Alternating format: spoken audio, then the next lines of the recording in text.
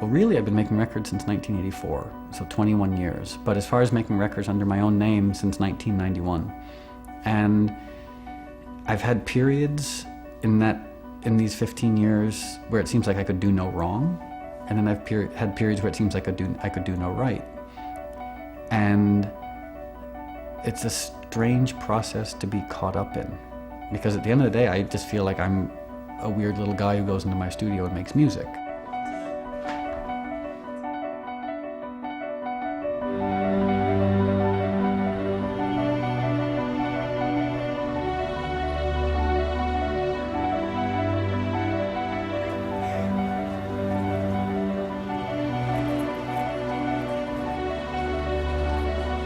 You don't have to know anything about Moby to have an opinion about him. You don't have to listen to his music. You could just know that he's that bald Christian vegan guy.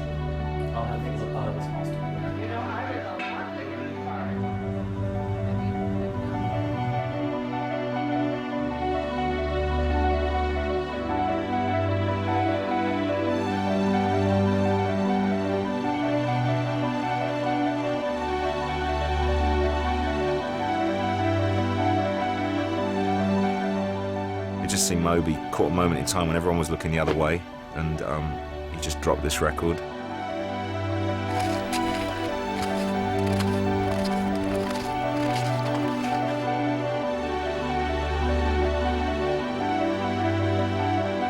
He honestly should be a comedian, but you'll never know it because you think of sober Moby with the glasses and the serious music.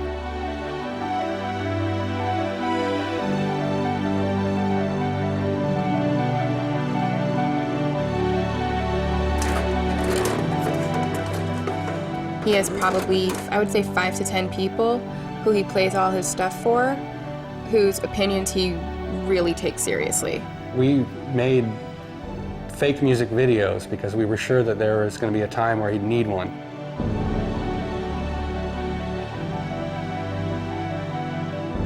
And we did fake interviews where he and I would set up interviews so that he would know how to work in front of a television and what he looked like. So, how do you want to shoot this?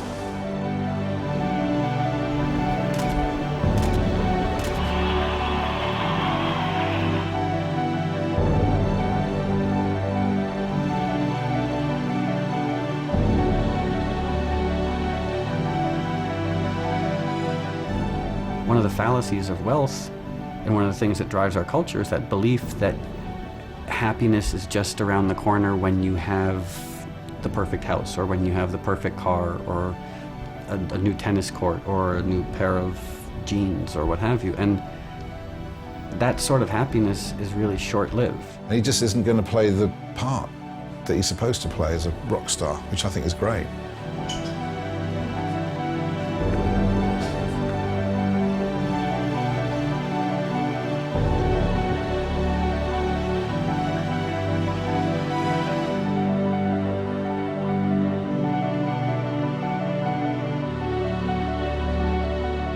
When I make music now, I can't help but end up making music that sounds like the music I grew up loving.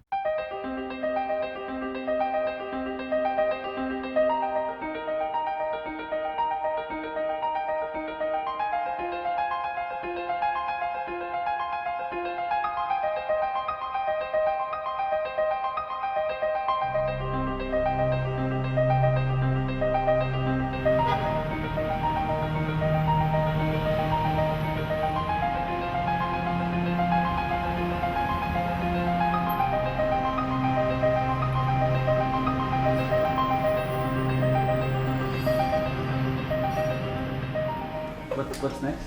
To know that. Oh yeah? Okay. Come visit us. Because I get really lonely back there. Run around really.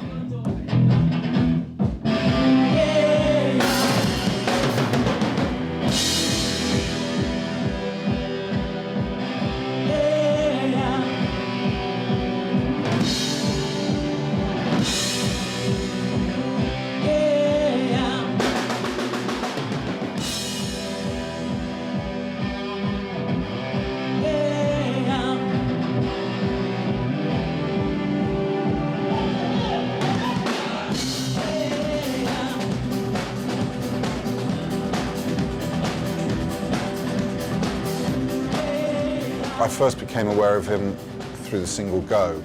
It was the track that built Moby's career.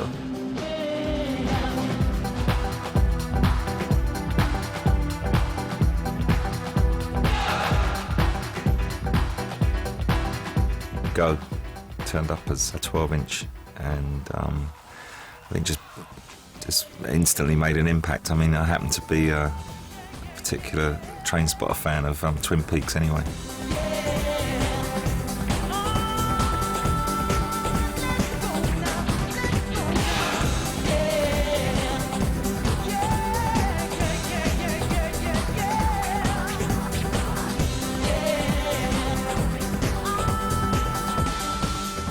In moments of idleness, Moby would sit there and start playing the theme to Twin Peaks, those very memorable, haunting chords.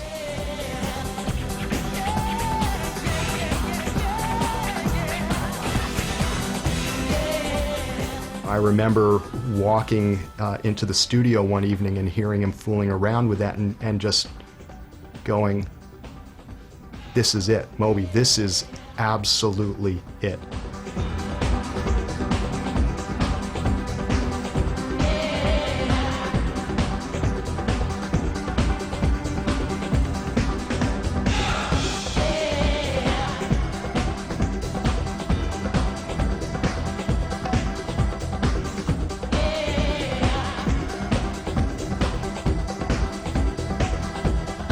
So I got a letter from David Lynch saying, I've heard Go and, we're suing you. Moby did something that I think probably sets him apart from most people, which is instead of getting a lawyer and going after David Lynch's people or doing some craziness like that, he just casually wrote a letter to David Lynch saying, I'm obsessed with your show and, I love this character and, I'd really appreciate it if you let me use this song in, or your song in my song. And I think a couple days later, he got a letter from David Lynch saying, okay, no problem, do what you want to do, glad you like the show. So, and I just remember at that point thinking, wow, this is, he's really going to do something.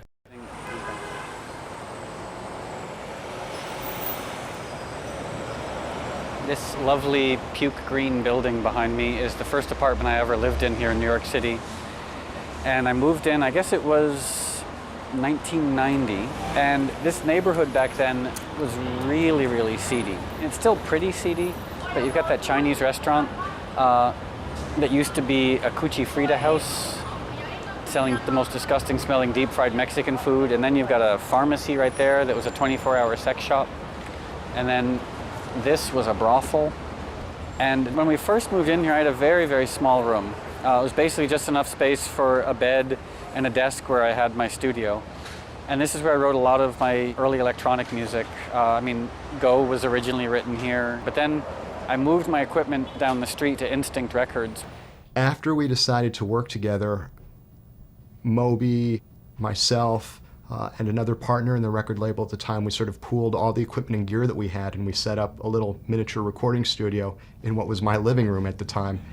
And we sort of turned Moby loose in there while I was off at work during the day, earning my living. Moby would be spending his days in the studio. And I think it was about a year into the relationship that he came up with the track that was called Go.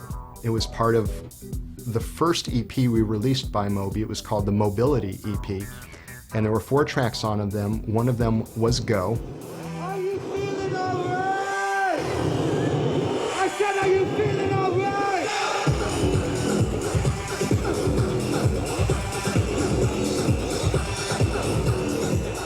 This was the kind of burgeoning of dance music, kind of the, don't ask me for dates, late 80s, early 90s. And there was really something very different about what Moby, just about that track. It had a very special atmosphere to it that really was, set it really completely apart from all the other things that were going on at the time. First time I heard his name was when I bought this absolutely wonderful track called Mobility, where he had the actual very first version he did of Go as well. And I really, really fell in love with that single. Put your hands in the air, everybody!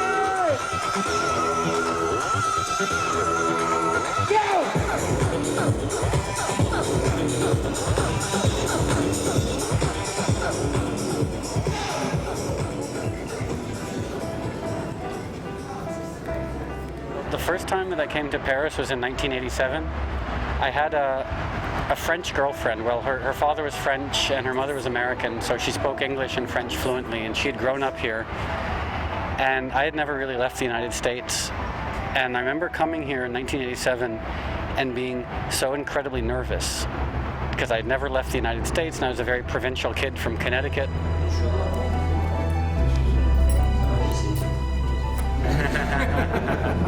We think it's a great achievement, and we just wanted to share that with you and to congratulate you for that achievement. It's only the beginning, we all believe, but we wanted to take some time to give you your platinum record for Hotel. So this is from everyone in the company. This is for you, and very, very proud to. Yeah. Well, between now and November, my hope is to learn how to speak French well, because my onstage French is a little bit thin. I can only say "cette prochaine chanson s'appelle" so many times. So I'll learn how to speak French. And, but as of right now, je suis un homme de France. That make any sense? Yes. Okay. He has become now a very popular musician in France. If I had to sort of try and deconstruct the success that I've had in France, part of it is musical. I mean, I think a lot of it was on play, sampling old African-American vocals, because the French have always had a long love affair with, sort of indigenous African-American music. I think part of it's also my politics. The fact that I've been so outspoken in my criticism of the Bush administration and sort of my criticism of American culture in general, I think that's endeared me to a lot of French people. He's one of the rare artists who is doing so many shows in France, and we will prove that he was right to agree. Merci Eric. Merci Moby.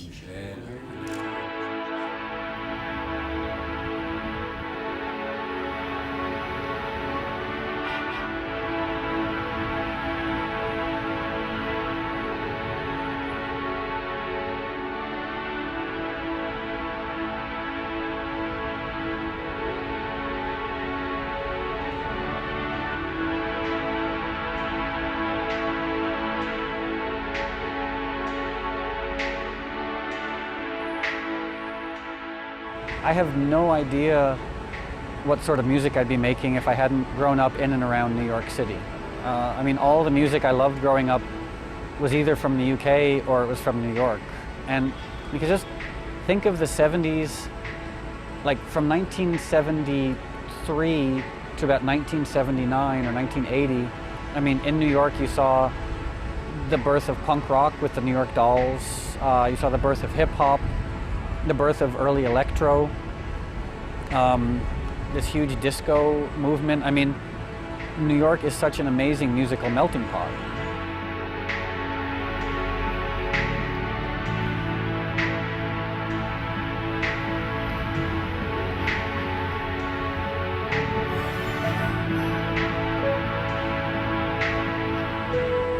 I think of myself as being so incredibly fortunate to have grown up 45 minutes away from New York City, so I could constantly be exposed to such dynamic music scene. You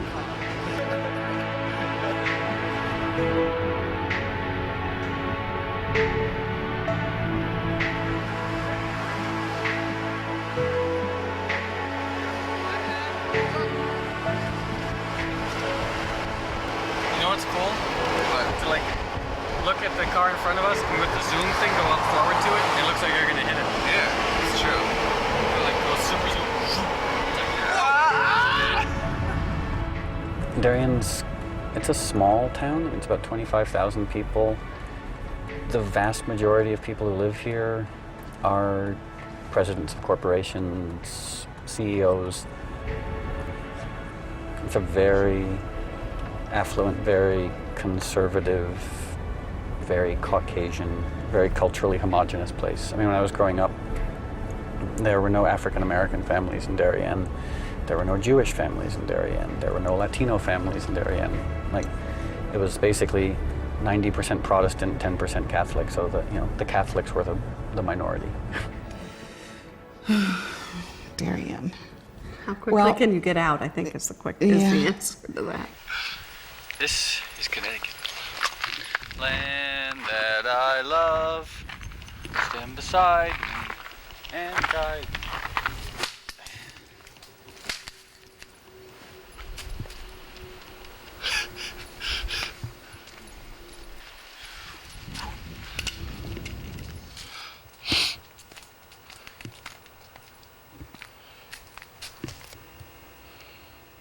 Moby was born at Columbia Presbyterian Hospital, which is at, 125th Street, I think. Jim was a teaching assistant, that's his dad, and Betsy was, I think, taking a few classes.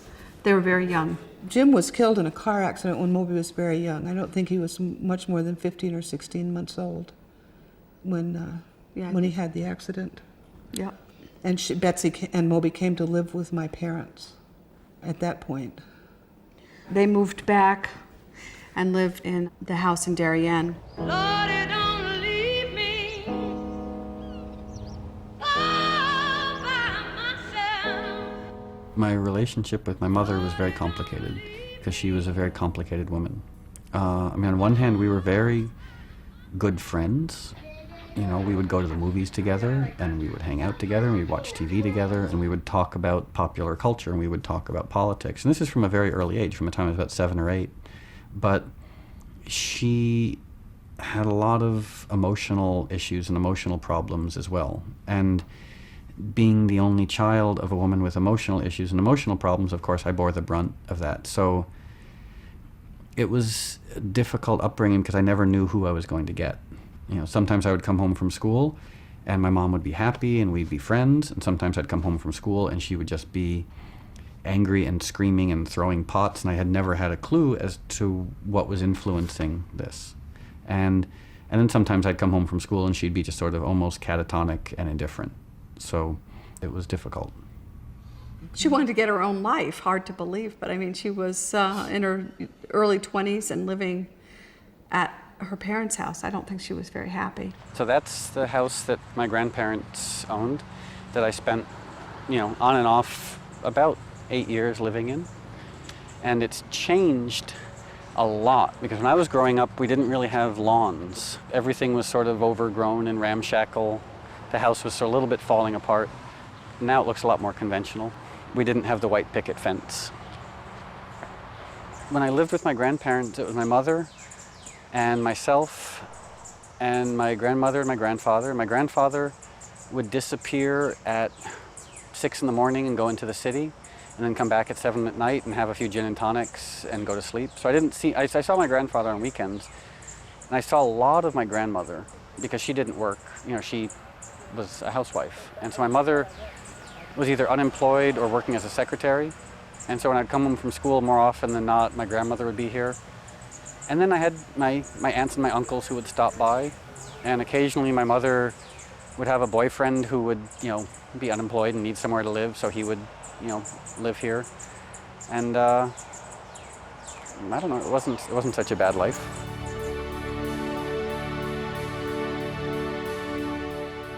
He was, the one of, if not the poorest kid in an incredibly affluent area of Darien.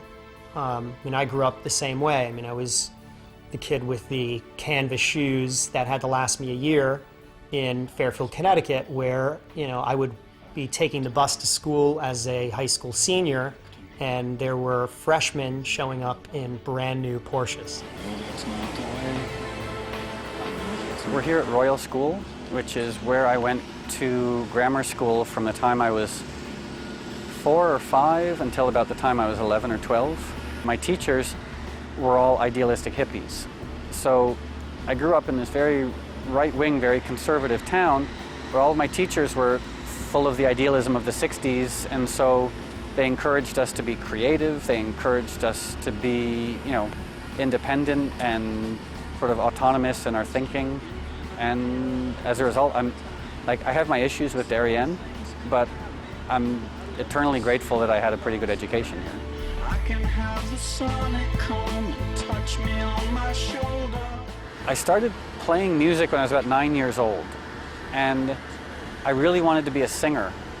And I tried out for the school choir here, and I guess there may be 50 or 60 people in my class, and everyone was accepted into the school choir except for myself and 2 other people. So during choir time, we would get sent to the library to read quietly while everyone else sang.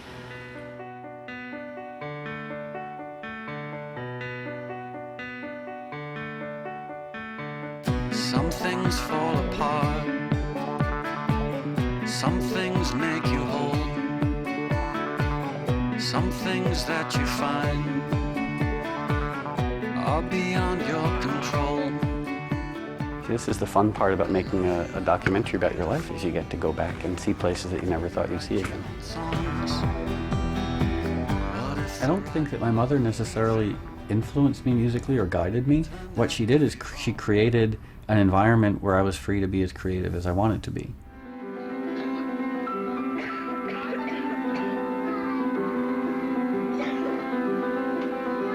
When I started sitting down and banging on a piano, she encouraged me to play piano. When I started, banging on a guitar, she encouraged me to take guitar lessons and to play guitar. When I started a band, she said, "Oh, why don't you guys rehearse in the basement?" So it was the fact that she encouraged me to be as musical and creative as I wanted to be. She thought that Moby was very bright and very creative and didn't want to squash that, didn't want to not allow him to at least pursue any kind of creative outlets. And she thought he was a genius. Well, she did. She told me that. I know.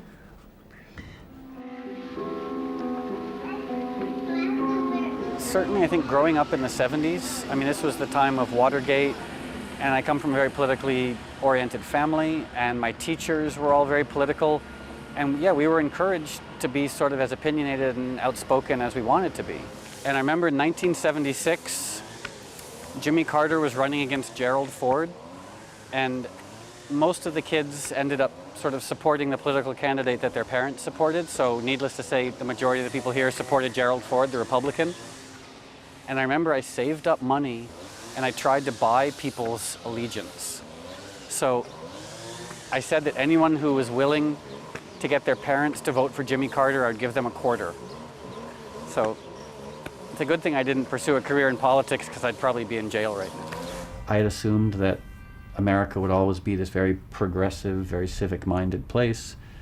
And I was just dismayed over the last 5 or 10 years to see how conservative and how right-wing the United States has become, and how misogynistic and homophobic popular culture has become, and how provincial, like willfully provincial and ignorant so many Americans have become. And I know that might sound like a nasty thing to say, but you just look at the last election and how people turned a blind eye to the truth. I don't pretend to be an expert on American sociology, but there does seem to be 2 cultures there, really. One which goes up and down the coasts, which is more cosmopolitan and metropolitan, but it's the entire rest of the country, which is primarily small towns and rural people. So, yeah, America is a very, very conservative society, as we've seen in the last 4 years. I broke a lot of laws here. The first time I ever smoked marijuana was in the woods back over there. The first time I ever got drunk was in this former playground right over there on Crème de Mons. Okay. Oh. The reason you can drink it is because you can't taste the alcohol, but then suddenly 3 hours later, you're at home throwing up with your head in the toilet. So yeah, a lot of laws were broken here. We broke a lot of windows when we were young. We would come here and throw rocks through the windows. They built Darien High School in the 50s, and they built it, and it would have been a perfect building had it been built in California or somewhere warm, but unfortunately this is the Northeast and it's cold and snowy, and so it was all glass and not very well insulated, so it was a really cold, energy inefficient building. And the truth be told, even though I'm fond of it because I went to school here, it was an ugly, ugly building. I think he was fine, a fine student. But he talked about always being in the audiovisual room and Right.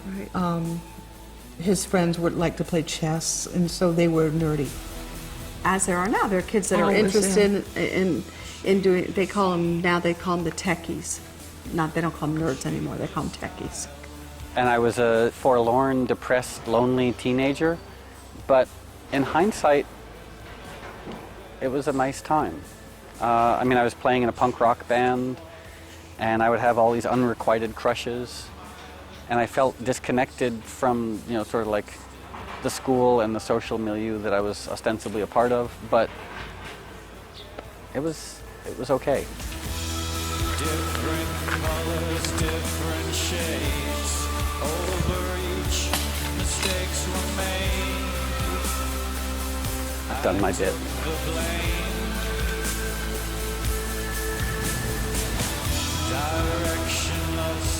My first ever performance with the band AWOL when I was 16 years old was right here, playing to 7-year-olds and our parents and a few random people who just happened to be walking by.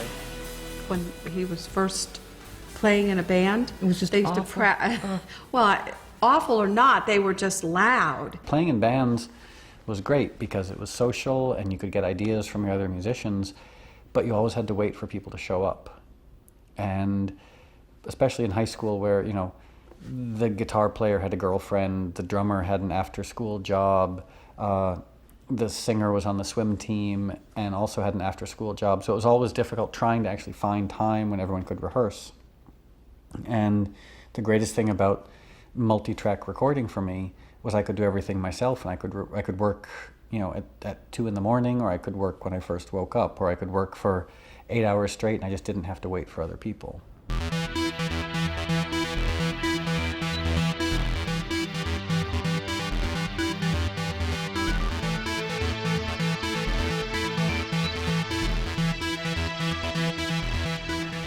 When I first left home, I moved here to Greenwich, and Greenwich is about 40 minutes away from New York City, and it's just an absurdly affluent place.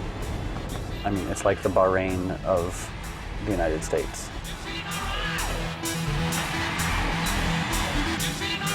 I lived with a friend of mine who was a youth minister at Christ Episcopal Church, and this is one of the first places I ever DJ'd, at a place called The Cafe, which is just right back there. No alcohol was served, so if you were underage, this was a place you could go and dance and hang out. So it was mainly people between the ages of about 15 and 20. So if you were 16 years old and you were into skateboarding or punk rock or new wave, or if you were gay, or if you were in any way involved in any alternative lifestyle, this is where you came. I met Moby. Underage nightclub in Greenwich, which was kind of a church-run youth organization, which is the aspect of it we tried to glaze over. There was a talk beforehand. It was a lot like a university lecture that we hadn't had the privilege to have. They would talk about, some sort of topical situation like condom use in high schools. And it was started by someone named Bruce Marchfelder, who was interested in doing youth work, but in an alternative, avant-garde way. He would, at the end, sort of wrap it up into some Christian theme. And then we would push the chairs aside and boogie down for the next 3 or 4 hours. And Moby was the maestro because he was the one and only DJ. And we got to listen to punk rock and The Cure and Joy Division and Flirt. In Greenwich, Connecticut, there are really no interesting options for kids other than maybe drinking and walking up and down Greenwich Avenue.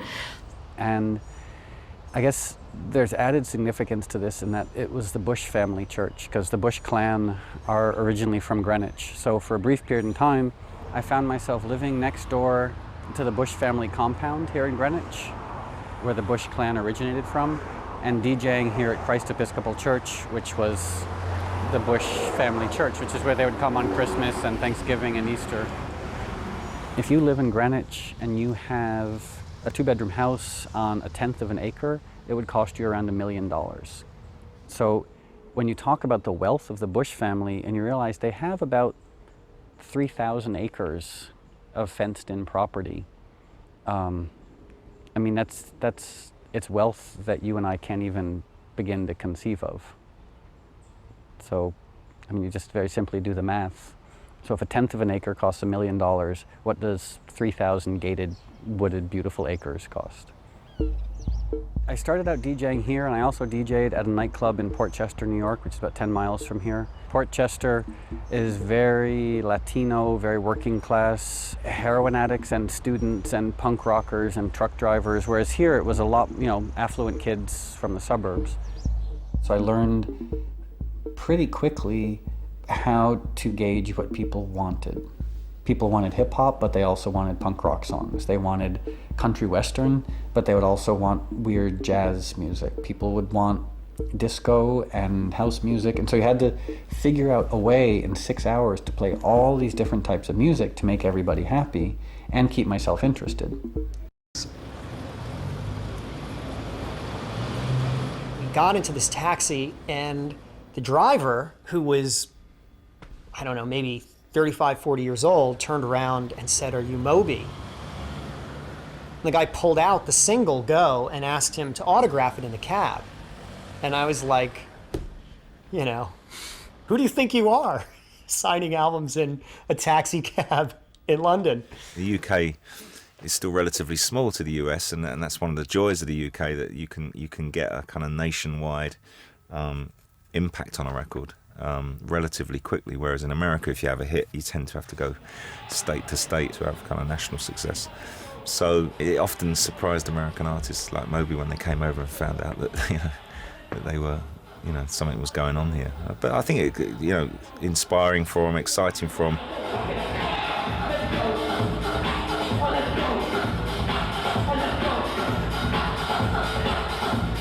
And suddenly we were in a position where his career was taking off and growing leaps and bounds. And as a small label, we probably weren't able to support him in the way that he felt he needed to be supported to get where he felt he was going. This song is called Next is the E.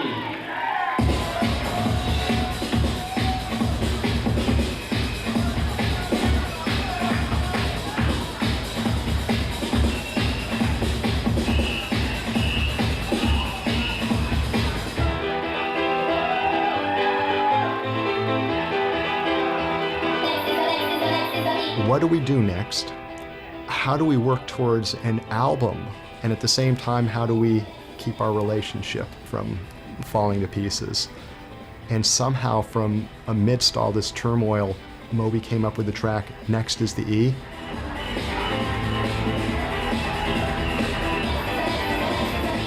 Which I thought was, again, an absolutely sensational track, another of his monster tracks. And that became the last track that he recorded and released with us as a single.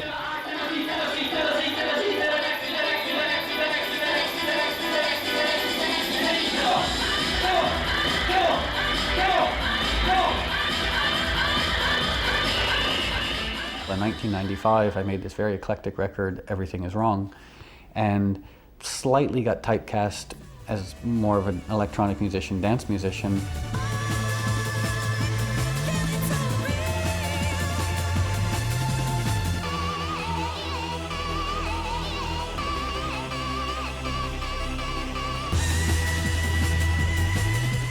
People like things neatly packaged in, it's an indie rock band, it's a dance act, it's a whatever. From my perspective, a musician or an artist should be comfortable in working in a lot of different musical idioms. Everything Is Wrong we used to listen to, 95, 96, kind of after hours clubbing. This was the year that I left school and kind of generally messed around and got into techno for the first time.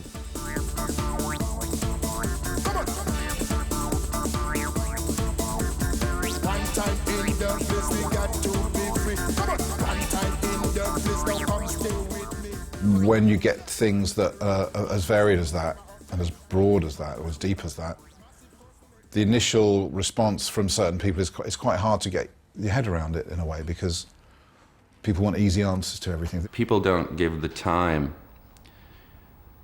for people to express themselves. You know, everything's like, hey man, it's da-da-da-da-da-da-da-da, you know, and you're cool or not cool within a second. Looking back on it, quite weird combination of this kind of almost neoclassical, more ambient stuff, and then the real kind of rave classic stuff as well. But I don't think that record could have been made at any other time, because it's still got the kind of traces of the first wave of rave music, but it's also kind of getting into something new. And we started the process, I think, which a long process, which is still going on, of people understanding that Moby is very broad in his artistic ability, and he's going to use that breadth, and he's not going to just cater to become a certain kind of artist just because that's what the world expects at any particular moment in time.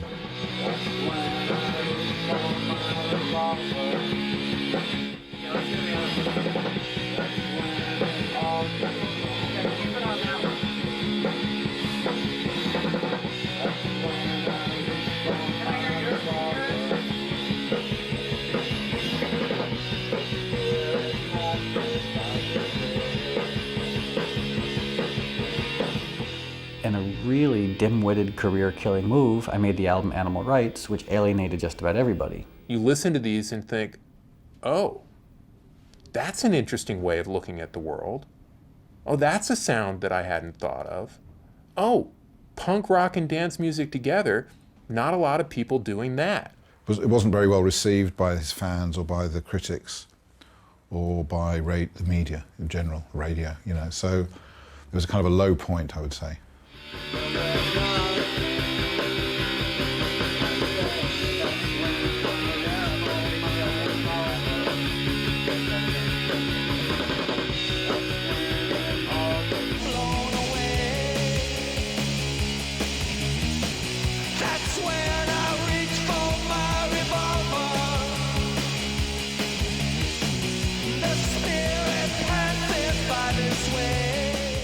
There was a bit of an electronic dance kind of breakthrough in America with Prodigy and Fatboy Slim and Chemical Brothers that all started to do really well just at the time when Moby was doing Animal Rights. And it seemed like just at the moment when he could have really captured that market, in theory, he was going off in a completely different direction, just as the market was catching up with him. He very much was an artist. He talked like an artist, he looked like an artist, he performed like an artist. Of course, Animal Rights is my favorite record. Of all the records I've made, it's the only one I actually go back and listen to. So even though it was a dim-witted, career-killing move, artistically I was really happy with the results. I think his kind of switch to artist almost was too soon, and kind of alienated, I suppose, or just disenfranchised himself from the audience that he grabbed their attention with Go. For the longest time, record companies were independent entities, and musicians who were signed to record companies were allowed to be creative, and they were allowed to be idiosyncratic. And the people who ran the record companies realized that musicians who were being creative and idiosyncratic actually had a much better chance of making great records that would sell well.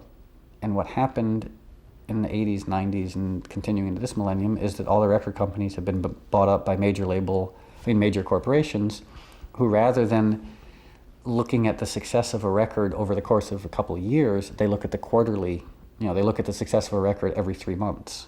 And that is the death of the music business, where someone gets signed because they look and they sound like everything else on MTV or on the radio. They're encouraged to dress the way everyone else dresses. They're encouraged to make music that will instantly sound fine on the radio. And if their record doesn't become successful immediately, they're dropped. And if that was how record companies made records 30 years ago, we never would have had Prince, we never would have had Fleetwood Mac, we never would have had Bruce Springsteen, we never would have had Crosby, Stills, Nash & Young, we never would have had Led Zeppelin, we never would have had the Rolling Stones, the reason that I've been able to have a career is primarily due to Daniel Miller and Mute Records, because Daniel's ethos in approaching music is let artists be artists, So Daniel Miller loves records that sell well, but most of his artists make records that don't sell particularly well, but that are really great records. And so I'm very clear on that point that I'm only here because of Mute Records. He was on the cover of the New York Times Magazine section one Sunday, of 30 artists under 30 who are going to change the world or whatever. So, I mean, that's pretty spectacular to have your son on the cover of the New York Times Magazine section. He had Everything Is Wrong and a couple of Animal Rights. Yeah. A couple of his earlier CDs were already out and getting quite a bit of attention. So, you know, she really did fortunately live to see him starting. Betsy was very proud of him. And meanwhile, Betsy had met her second husband, Richard, and he and Moby were very good friends. And Richard just thought Moby was wonderful too. So they as a sort of more adult family, were very strong with each other. Moby's father died when Moby was an infant. So I think in the case with his mom's death, that it speaks volumes how kind of private and silent he was about that, I'm sure. She was sick every time we got together, you know, just not feeling well, coughing. And so when she called us to say that she had been diagnosed with lung cancer, she had been, up till that point, she'd already been sick a lot. But it was a huge shock. It was horrible. As far as how my mother's death affected me, as strange as this might sound, for the 15 years before she died, she and I were friends. And we would talk once a week, once every 2 weeks. We would see each other every couple of months. But our relationship had really gone from being parent-child, because our parent-child relationship was very unconventional to begin with. And so for the last 15 years of her life, we were pals. And I know he asked Betsy if she wanted him to stay around, and she said no. I remember that very clearly. And it wasn't until the last few weeks before she died that she really started going downhill. And then Moby came towards the end of that afternoon, I think, and that afternoon she died. So Richard and Moby were with her when she died, because they said she opened her eyes and looked at them and then died, just like that. As odd as this might sound, I didn't feel like I was losing a parent. I felt like I was losing a very close friend. And I mean, certainly emotionally, I responded the way anyone would respond losing their parent, but the longer term repercussions were more just like missing a friend I was very close to. I think there was obviously a special bond between him and his mother, and you know, a big loss when she passed away. Very early on when I met him, I remember when talking to him suddenly realizing that this was somebody who was a very, very adamant Christian. And I remember thinking, well, I don't understand. He's got strong convictions, but I wouldn't call him like a born-again Christian. No, not at all. At all. I think he has strong beliefs, but he's never talked to us about Jesus Christ or being born again or salvation or any of that. I think he's very interested in almost any form, any kind of religion. Philosophy, too. He's a self-described Christian, but it's his own form of Christianity. My faith and my spirituality, I'm not saying it's better or worse than anybody else's, but it's really weird. You know, so when people call me a Christian, I don't know what they mean, because the word Christian means so many different things to so many different people. I mean, one person says Christian and they think of Roman Catholicism. Another person says Christian, they think of some crazy fundamentalist Bible Belt person. Or Christian means Eastern Orthodox or Mormon. And my own Christianity is predicated on my belief that, you know, we're these short-lived, weird biological creatures on a planet that's 5 billion years old, in a universe that's 15 billion years old, that is vast beyond anything we can even imagine.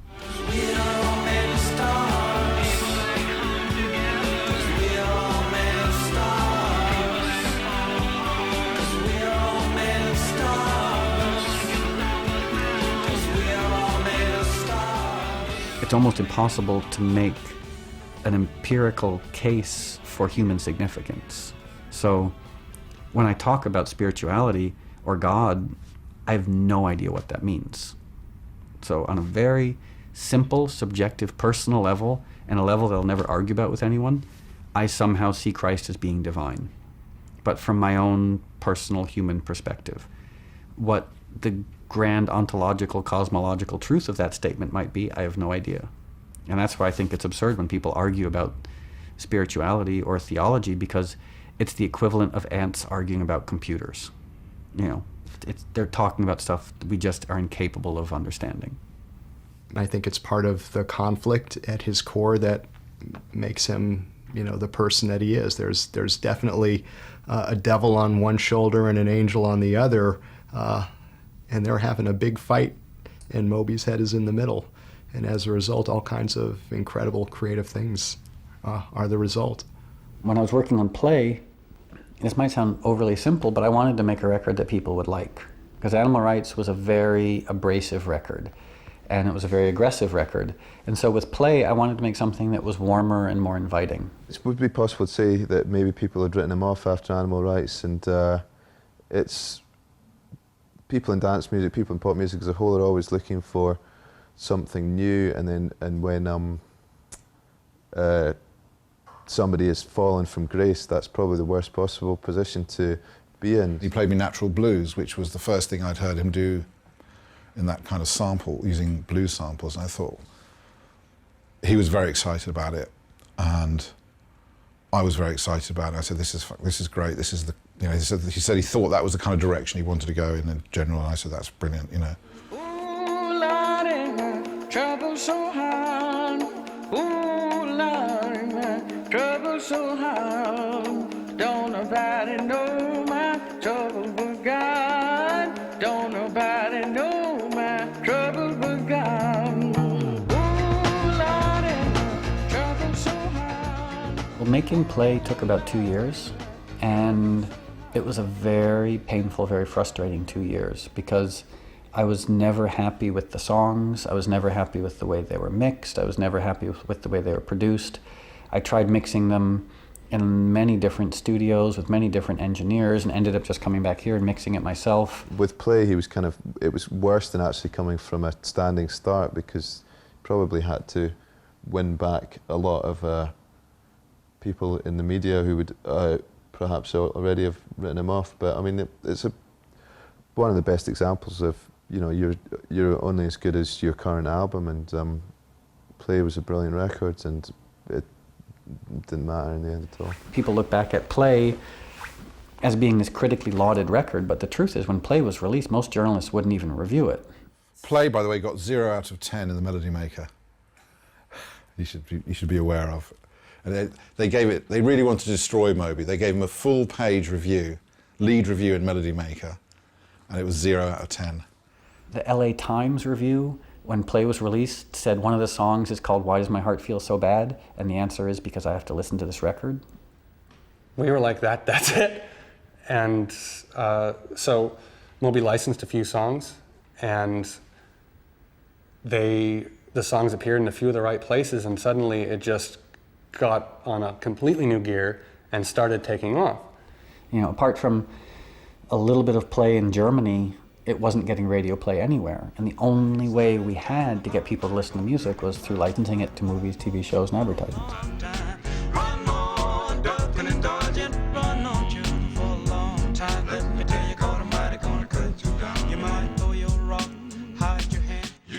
We want to get this music exposed, and that's how we got it exposed, you know.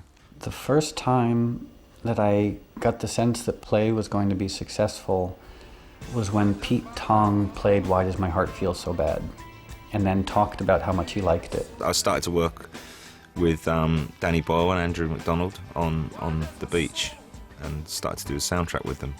And it came up in conversation about this, you know, Danny thought this record was quite interesting, and I was kind of slightly embarrassed I hadn't really heard it, you know, because I was, you know, working with Danny for the first time, and he's quite an inspiring guy, and he's very, very passionate about his music. So I kind of, you know, almost bluff my way along. Yeah, I've got it somewhere. Yeah, it's pretty good. Yeah, Moby. Yeah, and I was kind of half thinking, God, he hasn't had haven't done anything decent since Go.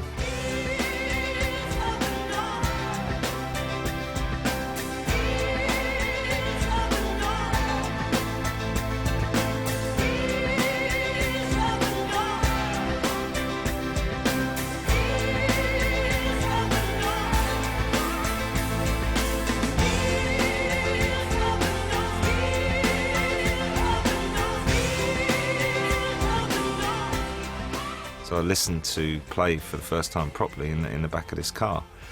And it just went through. I just thought it was totally amazing. I just couldn't believe it. Couldn't believe that it was out. I couldn't believe that it was a printed, finished CD, and I hadn't really got to hear about it.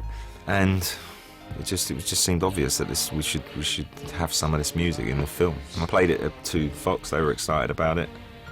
They put Porcelain in a very early cut of the film, actually.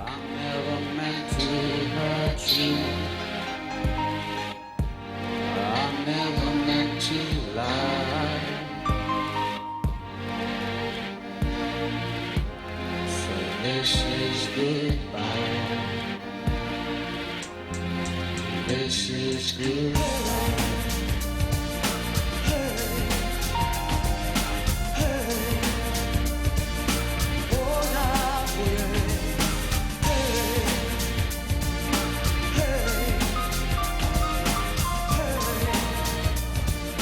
I came back to the UK and then I was kind of on a mission. It was like, right, we all got to play catch up here on Moby, and then just started banging out tracks from the album. Normally you go C-list, B-list, you know, then if you're very lucky you go onto the A-list. We went from C-list to A-list one week, and I thought, fucking hell, that's, you know, okay, fasten your seatbelts, you know. It was one of the first times I actually like heard a Moby track just in a restaurant, and I think it was Honey or something like that, and we were all like, yeah, that's awesome, this is great, like they're playing the song, and he looked at me and he was like, this is going to be a big album, you know, get ready. The world was really ready for that at that moment. But at the same time, I don't think that's why it was successful. My father loves to play. He heard it in the car one day. One of my sisters left it in the CD player, and he couldn't even wrap his head around it. Had no idea if this was a 20-person collective all singing on the album or if this was one person sampling, but he loved it, and it was all we heard for months.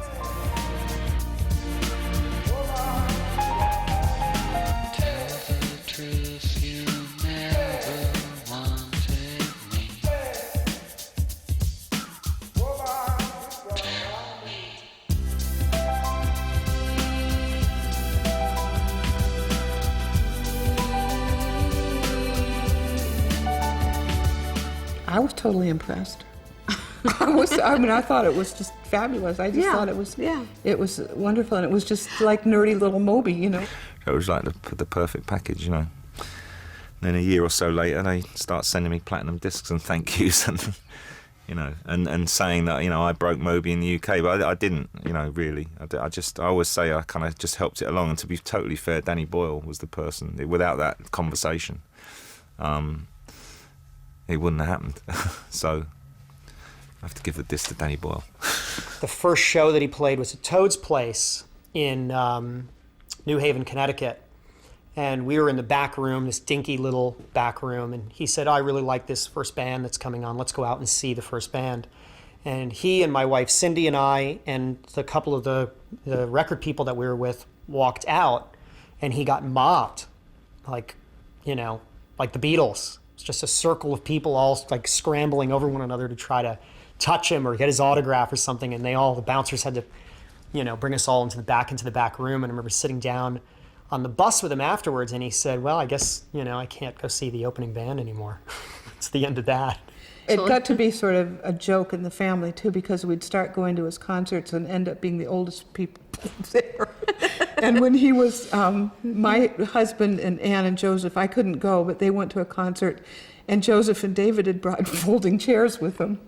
That's the concert I mean, that's the one. And they were walking into the field to set up their chairs, and someone came over and said, what are you doing? And they said, well, we're going to sit here and watch Moby.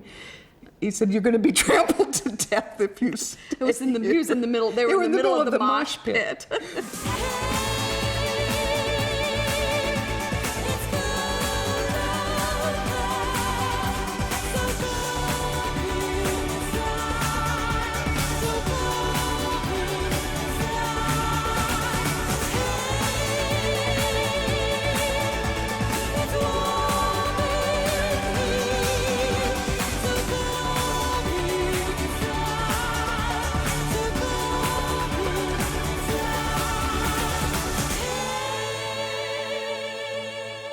If you've had huge success, there's something liberating about it.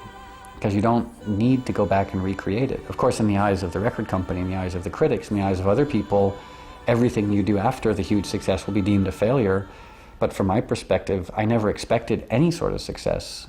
So everything after the huge success is just like, you know, more, you know, hot fudge sauce and cherries on top of the sundae. I thought there was too much emphasis on sampled vocals on 18 and not enough on, because he was already starting to write really good songs, and there's quite a few that didn't make it, which were great songs, which ended up on Hotel, for instance, Dream About Me and Raining Again, two great songs that he'd written that I really felt should have been on 18 that didn't end up there. He said to me, this is an album that I'd like people to just kind of put on in the background and have a dinner party too. You know, I mean, I just think that's such a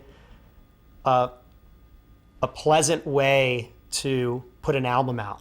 So there was quite a lot of discussion. I think 9/11 happened in the middle of all that, and I think that had an effect on him, had a major effect on him and how he felt the album, the mood of the album should be. September 11th is my birthday, and I remember waking up early September 11th because the phone was ringing, and I remember lying in bed thinking, who in their right mind would call me so early on my birthday? And the phone kept ringing, and the phone kept ringing, and finally I picked it up, and it was my friend Damien screaming incoherently that one of the Twin Towers had been hit by a plane. And then all of a sudden I heard, because I lived quite close to where the Twin Towers were, I heard the second tower get hit, and I ran up on my roof and saw them on fire, and it was one of those moments where I just wasn't prepared for, like you're not prepared to stand on your roof and look up and see the Twin Towers engulfed in flame. And then when they fell, again, they had been a part of the skyline since I was 7 years old. And then suddenly to have this huge hole in the skyline, our brains are not prepared to deal with things like that. Buildings don't just fall down in the course of an hour. After September 11th, every single person living in New York City at some point asked themselves the question, do I want to still live here? And a lot of people left. And I understand, you know, people with families, people with small children, they didn't feel safe and so they left. But I had this moment of quite emotional loyalty, and I thought to myself, well, here's this city, and by my estimation, the most remarkable city in the world, a city that has given me everything. You know, it's given me music, and it's given me whatever success I've had, and it's given me my friends. It's given me, you know, a fascinating place to live. How in the world could I ever think of leaving this city in its one time of need? This city that's been around for hundreds of years, and for a few weeks, it's vulnerable.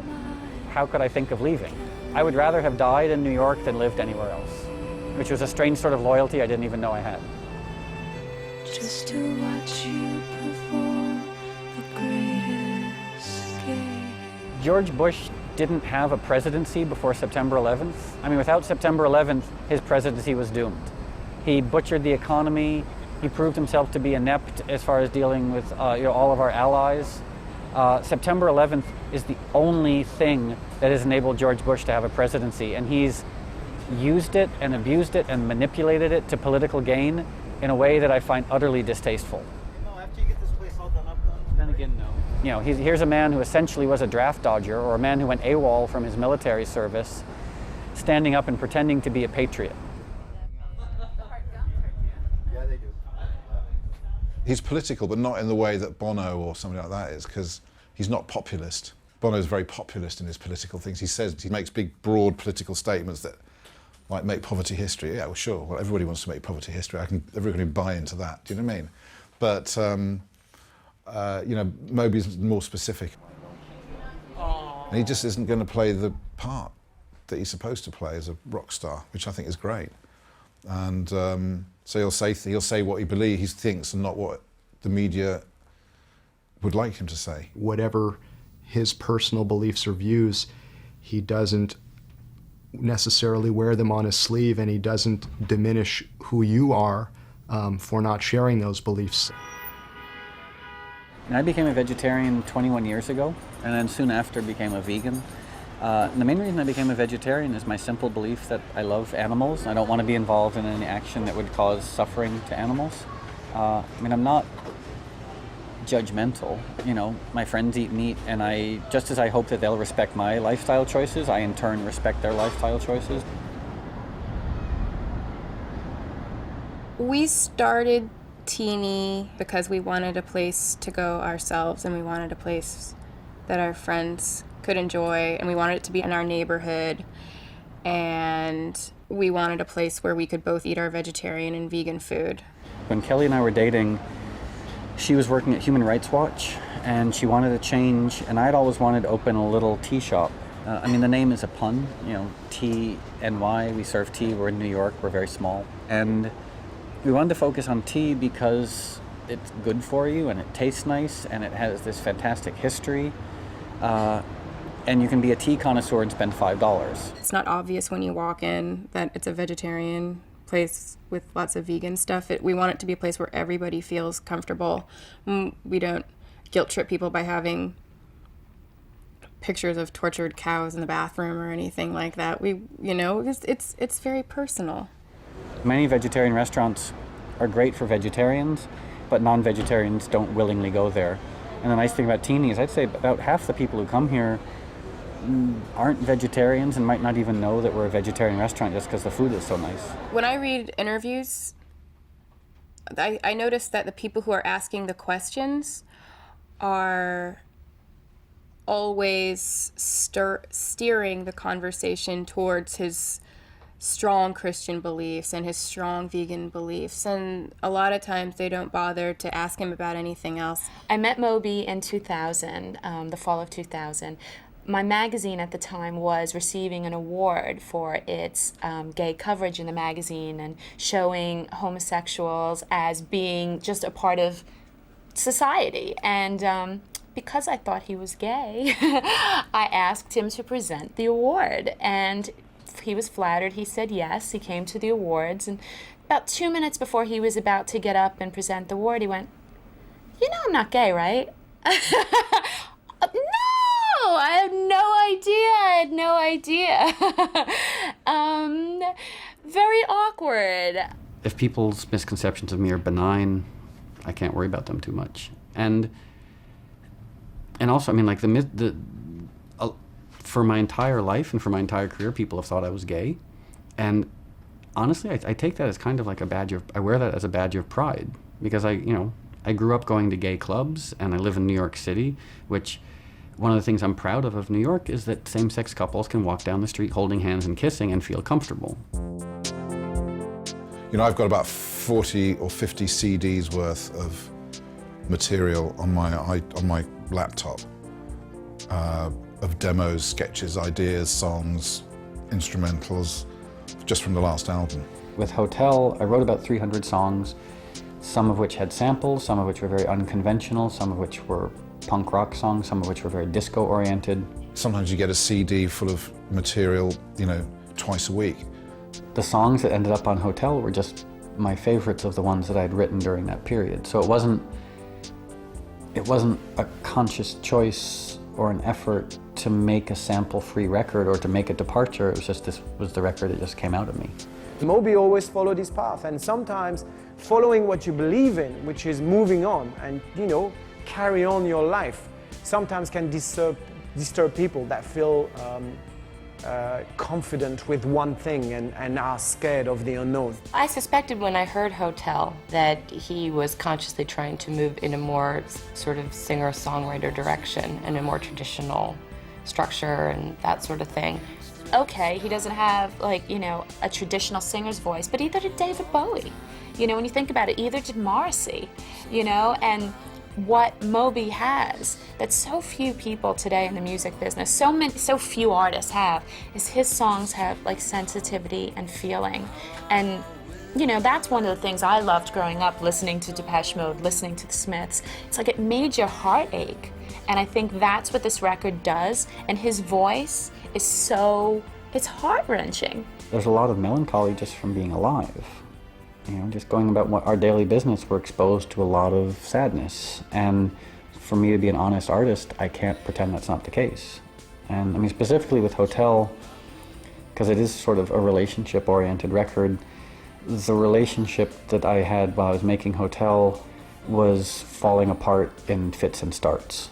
And I think that really informed a lot of the sadness and a lot of the melancholy that made its way into the record. Oh, and it's raining.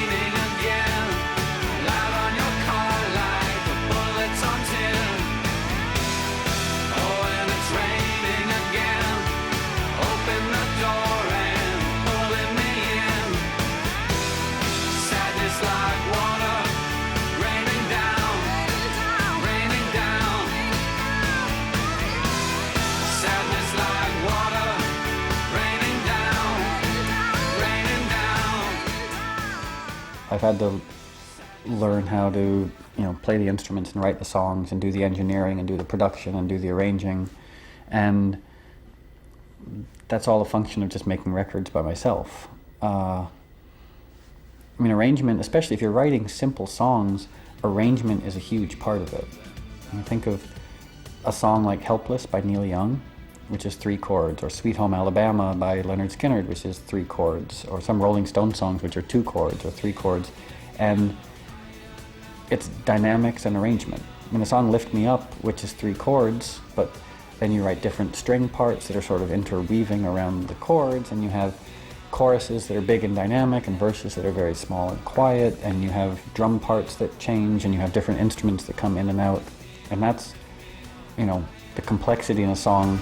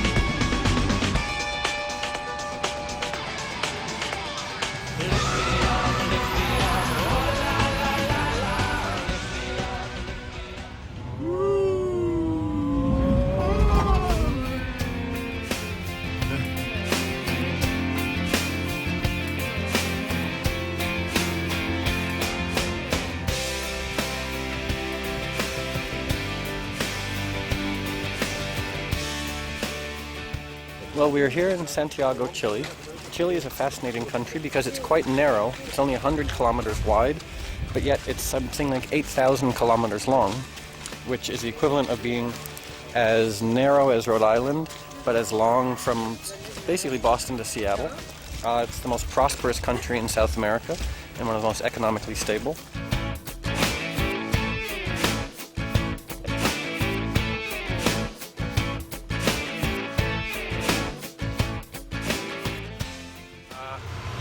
Before being here, we'd been in Peru and Colombia and Venezuela and Panama and Mexico. And all of those places are wonderful places, but they're all quite poor. And getting off the plane in Chile and driving to the hotel, you felt as if you'd sort of stepped through a time portal and were suddenly in Switzerland. Like everything was clean and everything was contemporary and everything was in relatively good shape and the roads weren't falling apart. So it definitely made it seem that Chile was sort of the Switzerland of South America.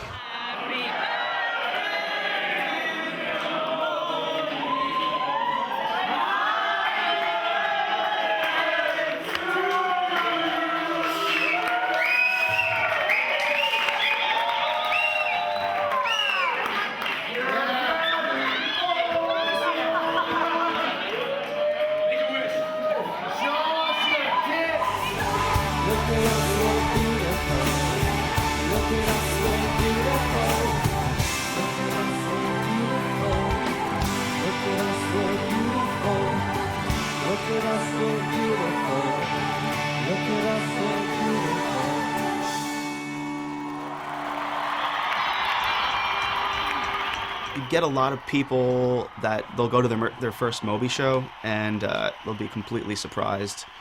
They'll think it's going to be some really kind of mellow, like atmospheric kind of show, and then you get on stage and the intensity kicks in and it's just like bang, everyone's like jumping up and down and like there's all this like emotion and chaos, and after the show they're like, I had no idea it was going to be like that at all.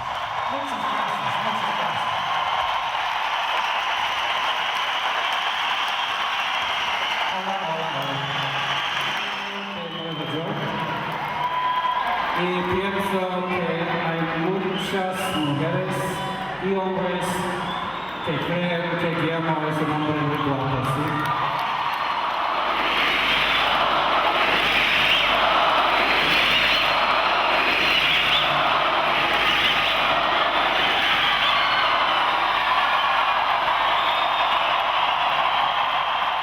the live show now, it's a very diverse show. I mean, at times it's like a rave, at times it's like a punk rock concert, at times it's like a revival, at times it's like seeing a weird blues band playing ballads. So I am kind of amazed that people put up with the live show and actually seem to enjoy it just because it's so diverse. I mean, and I'm amazed that I get away with it. He learned a lot from being a DJ and how to play live and the balance of it and how to really build an audience up. He's really comfortable, always has been, in front of other people. And I think people who are performers tend to be that way, not because they learn to be that way, but because that's a situation that they want to be in, they gravitate to. He creates the rave atmosphere. He creates a party, but it also has this community thing to it. Love, let you feel it now. Love, let you feel it. Love, let you feel it now. Love, let you feel it now. Love, let you feel it now. What is Moby at like 35 going to be like? 40? Where is he? What's he doing?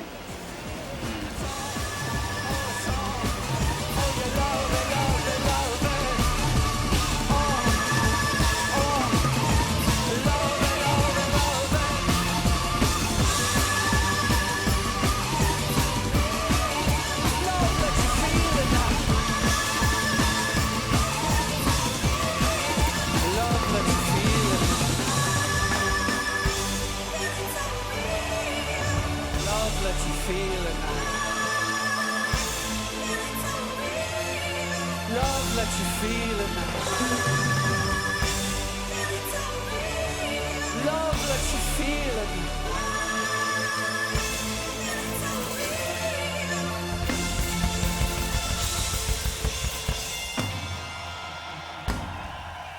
Have a wonderful night. Good night. Thank you.